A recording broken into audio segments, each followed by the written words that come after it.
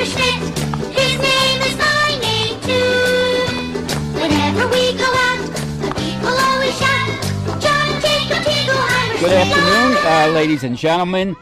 This is Bunny. Hi, I'm Bunny. And I'm Lance. And we're here on the grounds of Camp Sholom. What used to be Camp Sholom is now Perkiomen Woods. And we have with us, a very special guest, Mr. Steven Pressman, who is in the process of making a documentary for a very interesting story.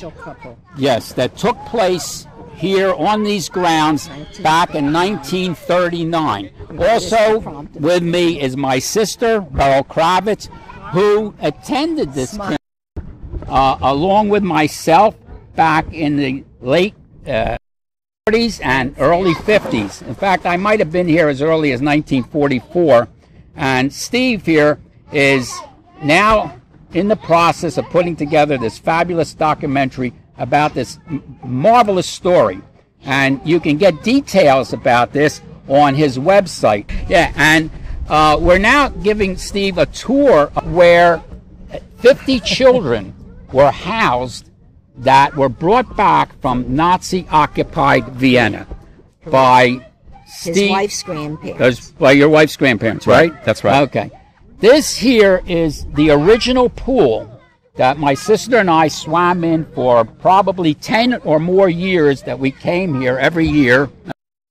Most likely these children also went into this pool, and it's still the same. Whoa. Yeah. Some of them learned how to swim right here. Yeah. They didn't know how to swim. Sink or Right. swim. And I This is learned where how they learn how to swim. Exactly, and this is where I learned to swim. And probably learned a lot of their English. Yes, absolutely. Yeah, right. Brought over Yeah. from Vienna, which Right. Steve already told me a lot of them did not speak English. Right. They learned They a spoke little on German. the ship coming over, and then they were taught here Yeah. at the camp how to Right. speak. I would like to just turn this over to you, Steve, for a few minutes and sort of give us a synopsis of what you're doing here. Sure. Well, it's a very dramatic story, and Lance, I'm just so touched to be here because this is where much of this incredible story took place, right here at what was Camp Sholom over 70 years ago. The story is both simple but a very dramatic one about how this couple from Philadelphia, who just happened to be my wife's grandparents, in the spring of 1939 took it upon themselves to travel first to Berlin and then to Vienna, really the heart of Nazi Germany at the time, and rescued 50 children, 50 Jewish children from Vienna, and brought them first to Philadelphia and then on buses to what was then Camp Sholom, which you know and your sister know very much about. And they spent that first summer here getting used to life in this new strange place called the United States, learning to speak a very strange language, learning to eat very strange foods like Jell-O and corn on the cob and hot dogs, which none of them had ever seen before in their lives growing up in Vienna. And this is where they learned to become Americans, which they all did. And they spent 2 fabulous months here getting used to their new life and freedom. Fortunately, a number of them were reunited with their parents. Others went into live with foster families. Some others had some relatives living nearby.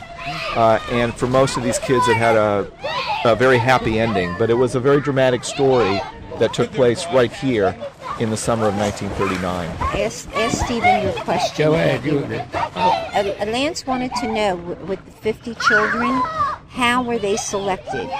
In other words, there might have been thousands of children, hundreds, thousands. I think How I did they understand it was 600, what right? criteria did Yeah. they have to select the 50? There were a couple of criteria that the Krauses used when they were in Vienna choosing the children, and you're absolutely right, there were hundreds of families who applied. By this time, Jews in Vienna and all through Nazi Germany were doing whatever they could to get out. Things were turning bad very quickly. They used a few different criteria. One was there was some preference given to siblings. So, for instance, among the group of 50 children, there were 7 sets of siblings, brothers and sisters, a couple of sisters who were able to stay together. And the other criteria that they used were to look for families who were already hoping to emigrate to the United States, who had relatives here, who had already applied for these very precious visas. And that also explains why some of the parents were able to join their children fairly soon after they arrived here. But in some cases it was just dumb luck. There were some very dramatic stories of some kids, one young boy in particular who was chosen. He fell ill, he had to stay behind. They picked one other person to replace him, and unfortunately I found out that the young boy and his parents who were left behind did not survive the Holocaust. So it's just a heartbreaking story for the ones left behind, but for the 50 children, this was life in this wonderful, wonderful place where many of them stayed and learned to love this new wonderful country of theirs. Yeah, well, it seems ironic that these children came into this atmosphere, into this particular area to learn how to grow up in the United States. And we sort of faced the same type of situation. Our parents threw us into the same environment to also learn how to grow up in the United States. So you all grew up together. It's kind of ironic that, we all sort of come together like that. Well, I think indeed some of you had very similar experiences. I've been talking to some of the surviving children who are now, I keep calling them children, they're now in their 70s and 80s, a little older than all of us. And they likewise, Lance, have told me that they've got these warm memories basically of living this summer camp existence, which was very strange to them, certainly, coming as they did from Austria. But they did the things that summer campers have been doing for generations, learning to swim, playing in the woods, singing funny camp songs. For them, they were very funny because they were learning them. They were learning how to do them in English. Yeah. And they had, despite the difficult circumstances that brought them here, they really did have the time of their lives right here. Yeah. Well, we as kids thought we were having the time of our lives. Yes. Right. So that's what do you remember about this place? Well, I remember, this is going to sound kind of funny, but my cousin Marty Hoffman was the swimming director here, and he absolutely tried on several occasions, and my sister will bear it out, to drown me. Luckily he didn't succeed. Yeah. It's odd how you look at that, Steven. But that's what he wanted to do, based on the way I acted in this environment. But I remember a lot of very good things that stick in my memory about the fun that we had here and what went on. And it almost, looking at it now, it almost seems like it was like yesterday, right? Doesn't it? It's amazing. These grounds are just unbelievable. Oh, they were gorgeous. The camp was just magnificent. Just gorgeous. Yeah. I mean, even as a kid, and you're not, who pays attention to. But I remember walking sometimes. Walking, from one building to the next, or going to the mess hall for dinner, and just seeing the expanse of the grounds, and they had just maybe mowed, and you smelled that. And even as a kid, I was aware that it was just so beautiful. Yeah, we actually, if you look down where all these buildings are, the boys' camp was all the way down there. Okay, the baseball field was up over here.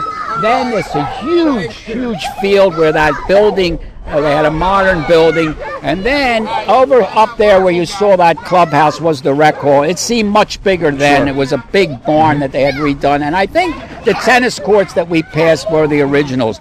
Down here, right below us, right down this thing, is the famous lagoon where we all went rowboating, and right on the other side of the lagoon, maybe 50 feet or so, is that Perkiomen they call creek. We called it a river back then, and we actually believed there were Indians living on that side, on the other side. And the counselors would scare us about that. They tell us stories about them, and it was really a fun experience. But we thought we watched, and we thought the Indians were actually there. I love the fact that you mentioned these Indians, because in interviewing some of the children from this group of 50 that were here, they've told me, and I thought they were just sort of making this up, they told me that in the evening, they would be entertained by these Indians who Oh were my God, handing out that's so funny. Indian feathers. And I thought the camp folks had hired some right. local actors, whatever, to pretend. And now I find out that they truly were Indians living here at the time. Yeah, they definitely were, because we actually observed them washing their clothes in the Perkiomen, and we saw canoes over there. Well, there were lots of Indian tribes in Pennsylvania, so This area, that's well, what the Yeah. Perkiomen, I think, Perkiomen wasn't is that famous tribe's with the name, Hicken. Yeah, I think it was the I think that was Perkiomen. the name. Yeah, Sure, it sounds like it's an all Indian very name. famous here Yeah. in Pennsylvania.